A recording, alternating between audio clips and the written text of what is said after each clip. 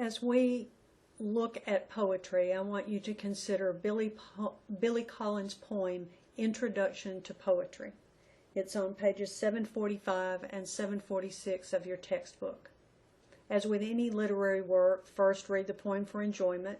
Second, read and define words, question and think. And finally, consider its overall meaning.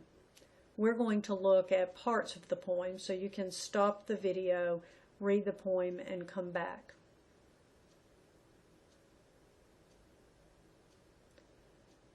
In the poem, Collins explains what an instructor wants students to do when they read a poem. He uses metaphors and images to communicate ideas. I want us to look at the imagery that's used to describe how a poem is to be explored. He says that you are to look at it as a color slide that is being held up to the light, a hive that is being listened to by pressing an ear against it, a mouse that is dropped into a poem and probes his way out, a room in which the reader is feeling the walls for a light switch, water skiing across the surface of the poem and waving at the author's name on the shore. And then I want you to think about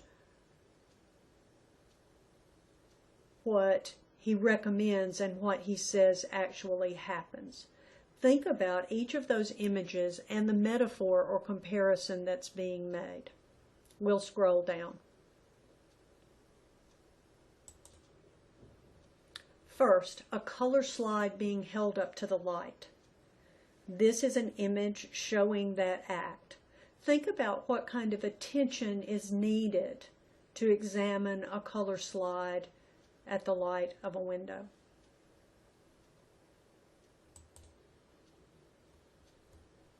Second, he says the poem can be explored like a hive that is being listened to by pressing an ear against it. How would you approach the task of listening to a beehive? What would you hear?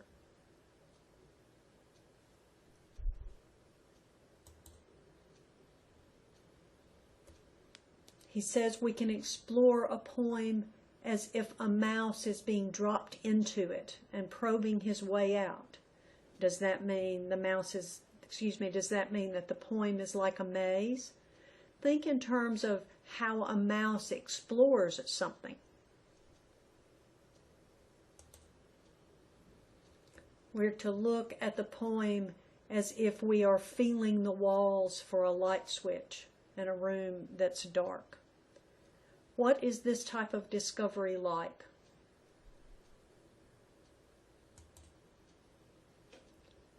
And finally, he says he wants his reader to skim across the surface, water ski across the surface, and wave at the author's name on the shore. How comfortable does someone have to do if that person is both skiing and waving? And why would someone be waving to the author's name? What notice would that be providing? Instead, the poem says that the students tie the poem to a chair and torture a confession out of it by beating it with a hose. A very extreme contrast to what has been described up to this point.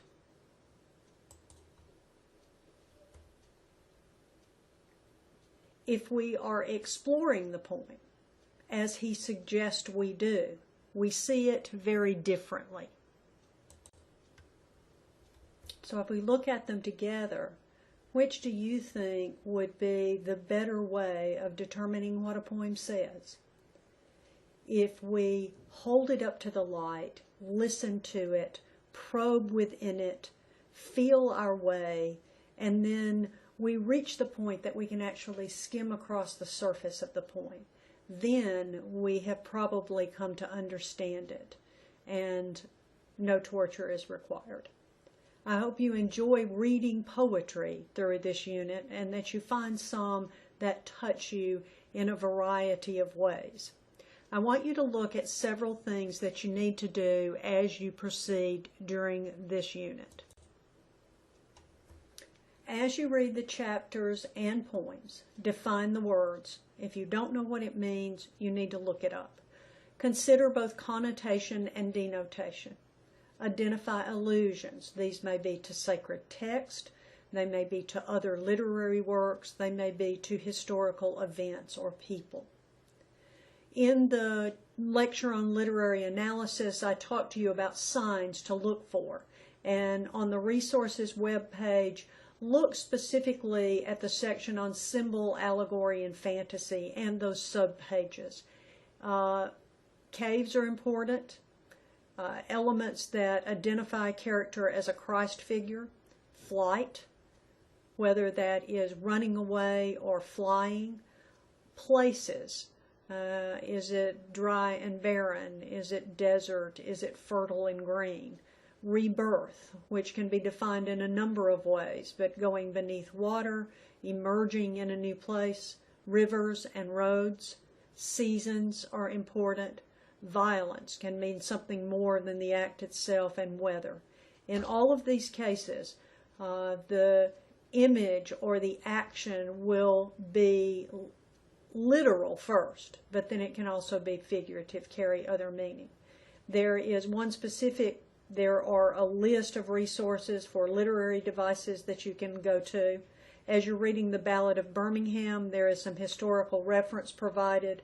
For Dulce et Decorum Este, there is information about physogene, which is a mustard gas that was used during one of the world wars. And finally, St. Crispin's Day from Henry V that we'll come back to a little bit later. There will be a quiz this week on the vocabulary terms. There are 40 of them that you can find on the resources website. The quiz will open Thursday, actually Wednesday night at midnight, and then it will close on Sunday at midnight. So make sure you take the quiz during the time that it's open. If you have questions, please let me know.